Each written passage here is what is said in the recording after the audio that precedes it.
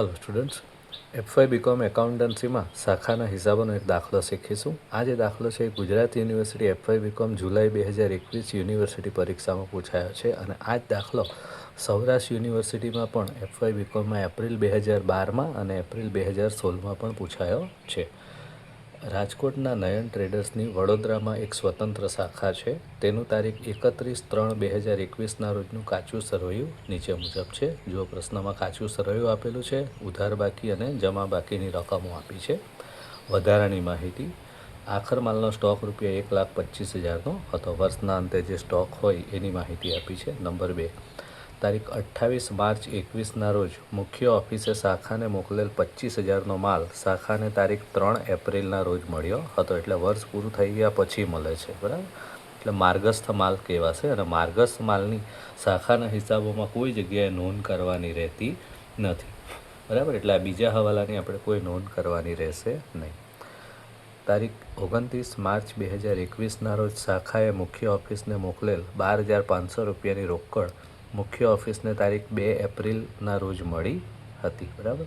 શાખાએ મુખ્ય ઓફિસને રોકડ મોકલી છે જે મુખ્ય ઓફિસને વર્ષ પૂરું થયા પછી મળે છે।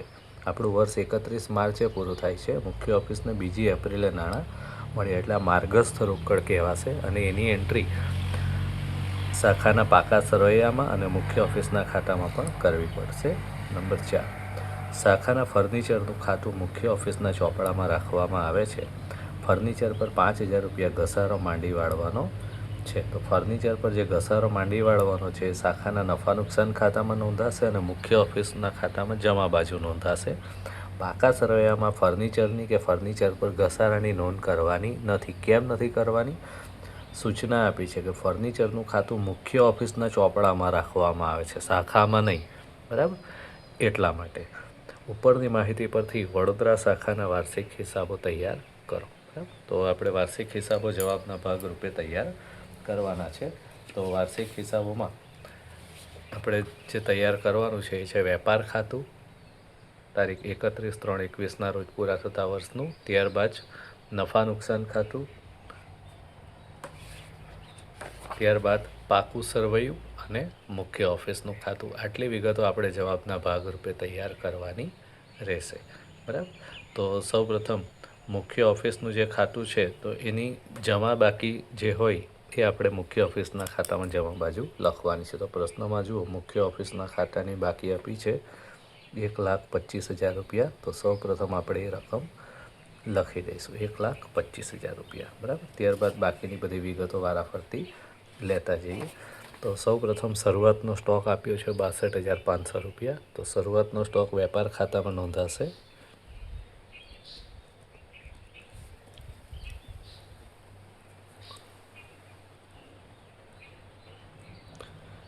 એ જ રીતે આખરનો સ્ટોક વેપાર ખાતામાં જમા બાજુ નોંધાશે।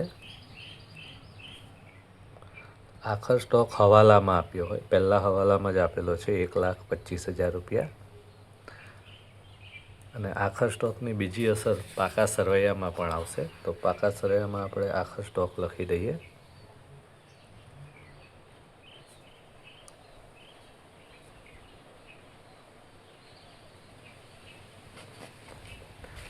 ત્યારબાદ પ્રશ્નમાં જુઓ તો માલની ખરીદી અને વેચાણ આપેલું છે। ખરીદી હંમેશા વેપાર ખાતાની ઉધાર બાજુ આવે અને વેચાણ જે છે તે વેપાર ખાતાની જમા બાજુ આવશે, બરાબર। ખરીદી અને વેચાણની રકમ સાથે જ આપી છે, તો ખરીદીની હંમેશા ઉધાર બાકી આવે એટલે ઉધાર બાજુ લખીશું ખરીદી ₹2,50,000, બરાબર। અને વેચાણની હંમેશા જમા બાકી આવે એટલે વેચાણ ₹5,00,000 લખીશું। મુખ્ય ઓફિસેથી મળેલ માલ ₹1,87,500, તો એ આપણે વેપાર ખાતાની ઉધાર બાજુ લખીશું।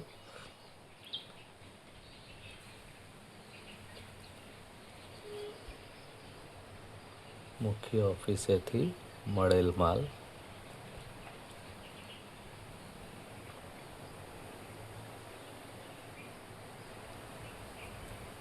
ત્યારબાદ ખરીદ પરત અને વેચાણ પરત, માલ પરતના ખાતા છે। ખરીદીમાંથી ખરીદ પરત બાદ કરીશું અને વેચાણમાંથી વેચાણ પરત બાદ કરીશું,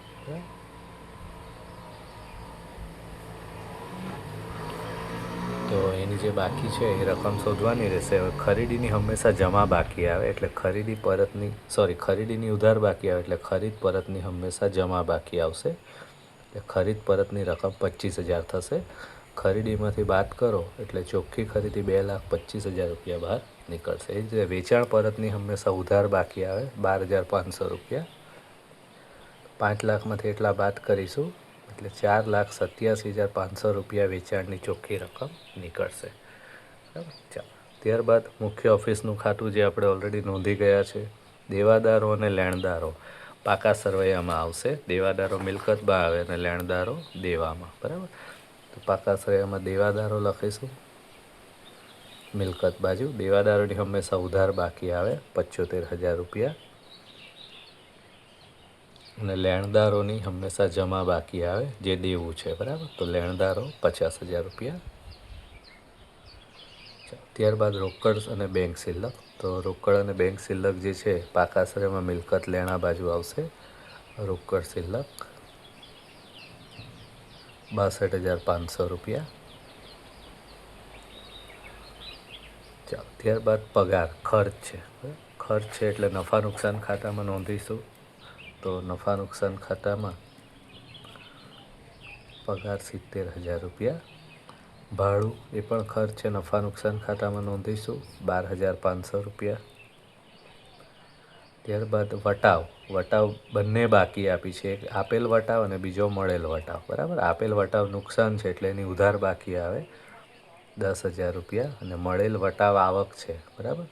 એટલે એની જમા બાકી આવે. તો મળેલ વટાવની જમા બાકી 7,500. બરાબર. ત્યારબાદ નૂર અને ભાડું ખર્ચ છે પણ નફા નુકસાન ખાતામાં નહીં લખાય, વેપાર ખાતામાં લખાતો ખર્ચ છે 7,500 રૂપિયા. પરચુરણ આવક છે એટલે નફા નુકસાન ખાતામાં લખીશું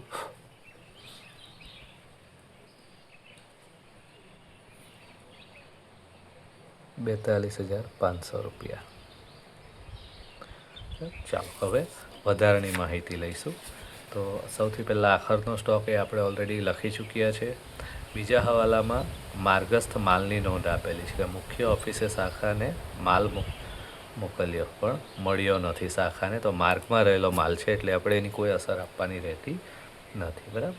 ત્યારબાદ ત્રીજો હવાલો શાખાએ મુખ્ય ઓફિસને રોકડ મોકલેલી છે જે મુખ્ય ઓફિસને વર્ષ પૂરું થાય પછી મળી છે 2 એપ્રિલે. તો આ માર્ગસ્થ રોકડ આવશે અને માર્ગસ્થ રોકડની એન્ટ્રી પાકા સરવૈયામાં પણ આવશે અને મુખ્ય ઓફિસના ખાતામાં પણ આવશે. સૌપ્રથમ માર્ગસ્થ રોકડની એન્ટ્રી મુખ્ય ઓફિસના ખાતામાં લખીએ 12,500 રૂપિયા અને એની બીજી અસર પાકા સરવૈયામાં પણ લખીશું.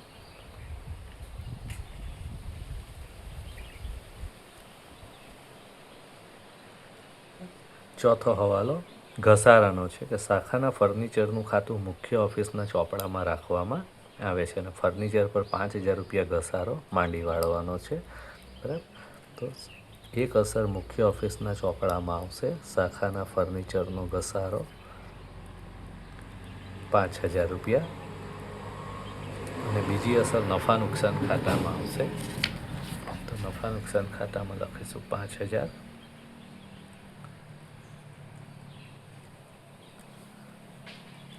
શાખાના ફર્નિચરનો ઘસારો.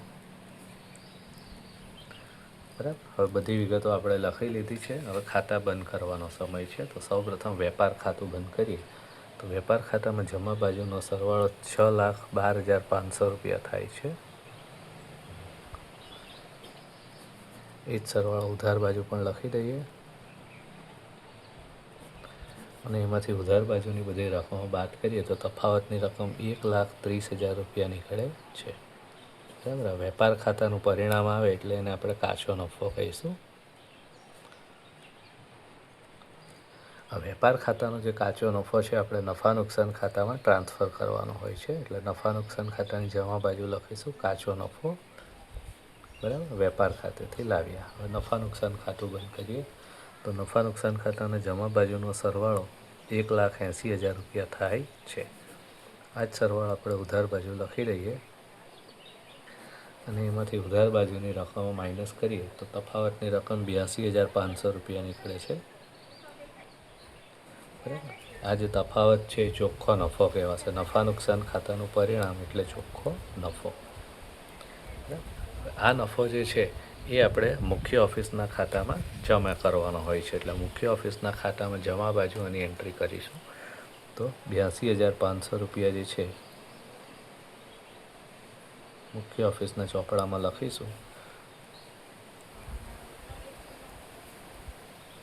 ચોખ્ખો નફો નફા નુકસાન ખાતેથી. બરાબર. ચાલો હવે મુખ્ય ઓફિસનું ખાતું બંધ કરીશું. તો મુખ્ય ઓફિસમાં જમા બાજુનો સરવાળો 2,25,000 રૂપિયા થાય છે.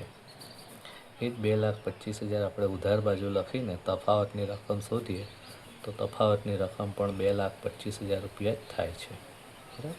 તો આ 2,25,000 રૂપિયા મુખ્ય ઓફિસની બાકી રહેશે, જે આપણે પાકા સરળિયામાં મૂડી દેવા બાજુ બતાવવાનો હોય છે. બરાબર. પાકા શ્રેયમાં આપણે મૂડી દેવા બાજુ મુખ્ય ઓફિસની જે રકમ છે બાકી એ બતાવીએ.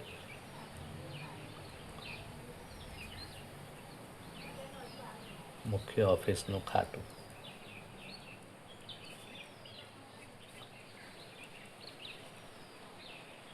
બરાબર. હવે અંતે પાકું સરવૈયું બંધ કરીએ. તો પાકા શ્રેયમાં મૂડી દેવા બાજુનો સરવાળો 2,75,000 રૂપિયા થાય છે અને મિલકત લેણા બાજુનો પણ સરવાળો 2,75,000 રૂપિયા થઈ રહે છે.